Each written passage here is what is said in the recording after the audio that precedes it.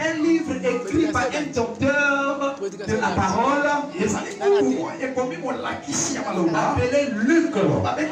C'est lui qui a écrit, qui nous a donné le récit de tout ce qui s'est passé dans les actes des apôtres.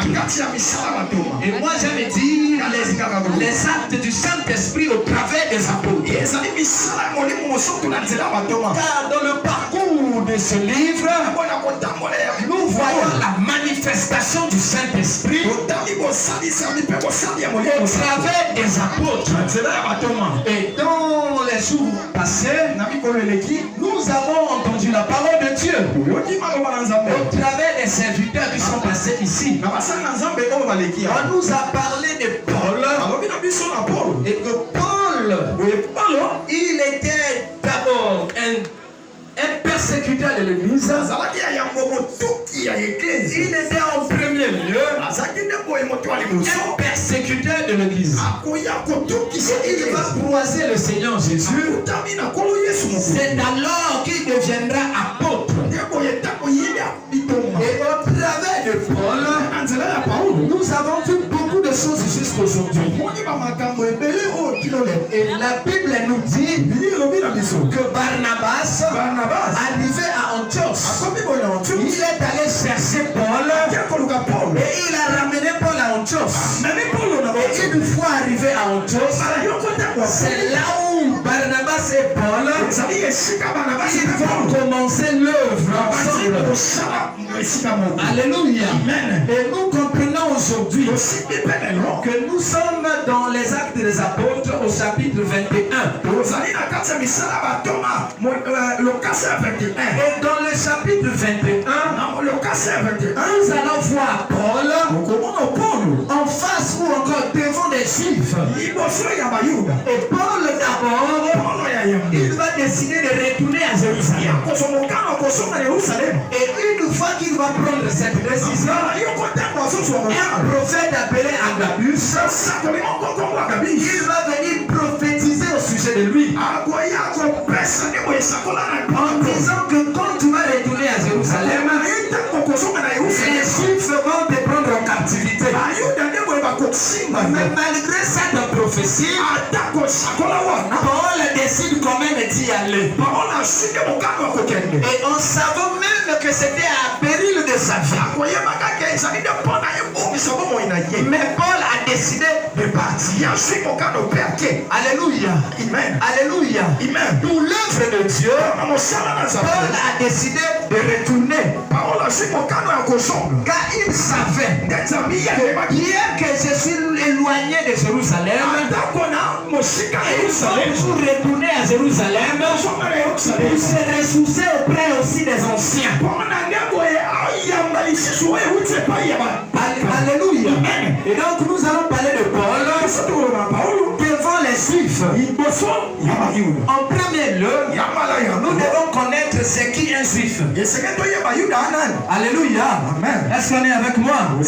Alléluia. Bien-aimé, j'ai lu dans la Bible, j'ai vu qu'on appelait le peuple de Dieu par trois noms. En premier lieu, on les appelait les Hébreux. Secondement, les Israélites. Et à un moment donné, les Juifs. Mais quelle est cette différence entre un Hébreu, un Israélite et un Juif? Alors par la grâce de Dieu, nous allons tenter à savoir. Bien aimé, un Hébreu, c'est un descendant d'Abraham. Un descendant d'Abraham, on les appelait les Hébreux.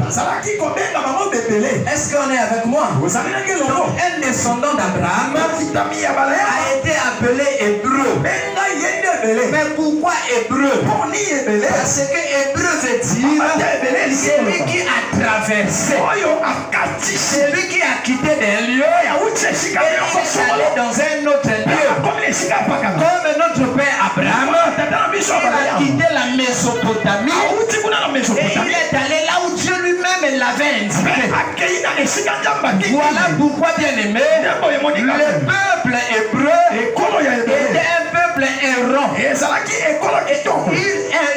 Il marchait ça et là. Parce que leur propre nom désignait leur façon d'être. Et les Hébreux, dès le départ, ils étaient des bergers. Comme Abraham également. Il était également un berger. Les Hébreux, ce sont des gens qui ont quitté des lieux. Ils sont partis là où Dieu lui-même a indiqué. Voilà pourquoi en passant, je me retiens un enfant de Dieu. En réalité, tu es aussi de la descendance d'Abraham. Parce que Dieu te prend d'un lieu et te ramène quelque part.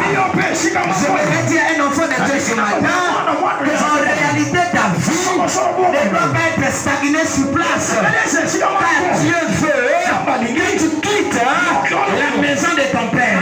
Que tu quittes la patrie de ton père et d'aller dans un lieu où lui-même va t'indiquer. Voilà pourquoi ce matin, j'appelle un enfant de Dieu de sortir là où il était et d'aller dans un lieu que le Seigneur a réservé pour lui. Est-ce que tu peux dire Amen? Alléluia. Alléluia. Un Hébreu, c'est un descendant d'Abraham. Toi, tu es descendant d'Abraham au travers de Jésus-Christ. Alléluia. Et aujourd'hui, te voyons bien aimé. J'ai dit au départ, ta vie est bénie. Parce que tu es de la descendance d'Abraham. Alléluia. Est-ce que quelqu'un me comprend ce matin? Est-ce que quelqu'un me comprend ce matin? Abraham va mettre au monde deux enfants. Le premier appelé Ismaël, le second appelé Isaac. Mais Isaac, c'est celui qui est le choisi de Dieu. Car Isaac, c'est l'accomplissement de la promesse de Dieu. Ismaël, je dirais c'est le rêve d'Abraham. Alléluia. C'est au travers d'Ismaël. Aujourd'hui nous avons les musulmans aujourd'hui. Au travers d'Isaac, toi tu es chrétien. Alléluia. Et au travers d'Isaac, va naître également deux enfants. L'un appelé Esaü et l'autre appelé Jacob. Nous allons comprendre jusque-là. Et tous ce sont les Hébreux. Mais une fois à Jacob, quand il va rencontrer Dieu, et Dieu va changer son nom, au lieu de l'appeler par Jacob, Dieu l'appellera Israël. Alléluia. Dieu transforma son nom de Jacob à Israël. Maintenant, tous ceux qui sortiront de Jacob seront appelés Israélites. Est-ce qu'on est en train de comprendre? Abraham avait des enfants.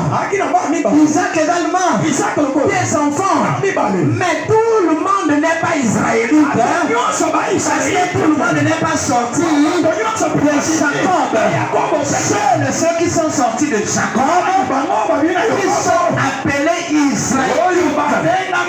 Israélites. Les enfants de Saoul, ils sont restés hébreux. Mais les enfants de Jacob, maintenant ils sont appelés Israélites.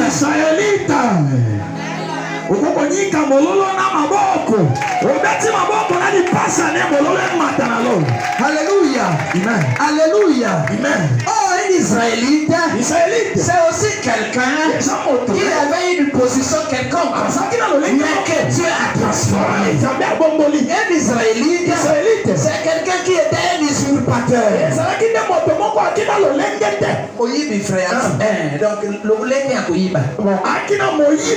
C'est quelqu'un qui était un usurpateur. Si on dit que tu es usurpateur de l'identité de quelqu'un, quelqu'un, c'est que tu as pris l'identité de quelqu'un d'autre qui ne t'appartient pas. Il y a des gens qui travaillent au nom des autres hommes. Ce sont les usurpateurs d'identité. Oh, Jacob, son nom veut dire également usurpateur. Mais Dieu veut commencer une nation avec lui. Il ne va pas partir avec ce nom-là. Il faut qu'il transforme d'abord Jacob de Jacob en Israël.